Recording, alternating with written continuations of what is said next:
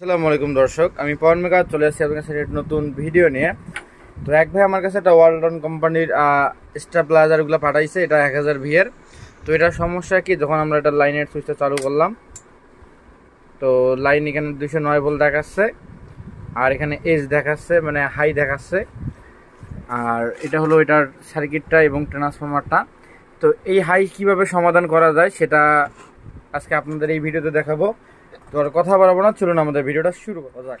তো অনেক ক্ষেত্রে দেখা যায় অনেক বাইরে কি, যখন হাই সিগন্যাল দেয় আপনার, তখন অনেক সাইকেলে গুদাগুদি করে, সাইকেলের যে কম্পোনেন্টগুলো আছে সেগুলো একটু টানাটানি করে, গুদাগুদি করে, সোল্ডারিং করে তার ফলে। তো হাই ভোল্টেজ এবং লো ভোল্টেজ যদি স্টেবিলাইজারে দেখা ওয়ালটন স্টেবিলাইজার, তাহলে অত কিছু করার দরকার নাই। জাস্ট কী করবেন, সিম্পল আপনাদের এখানে দেখেন দুইটা ভেরিয়েবল আছে, একটা নিচে একটা উপরে, একটা হলো এসি ভেরিয়েবল, একটা হলো ইনপুট ভেরিয়েবল এসি, একটা হলো আউটপুট ভেরিয়েবল। তো আউটপুটটা আমরা দিয়ে কী করবো, জাস্ট একটু ঢিল দেবো। এটা এই যে ঢিল দিলাম, এই ঢিল দেওয়া মাত্র দেখেন এখানে এখন কাউন্টিং হচ্ছে, দেখেন 220 ভোল্ট আমাদের আউট হয়ে গেছে। এখন যদি আমরা বন্ধ করি, আবার যদি চালু করি,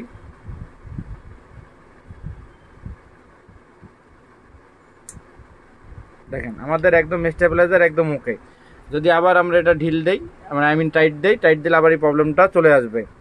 তো স্টেবিলাইজারে যদি এরকম হাই কি অথবা লো দেখায়, মানে এজ অথবা এল দেখায়, তাহলে জাস্ট সিম্পল আপনারা ভেরিয়েবলটা একটু অ্যাডজাস্ট করে দিবেন, আপনাদের কাজ ইনশাল্লাহ হয়ে যাবে।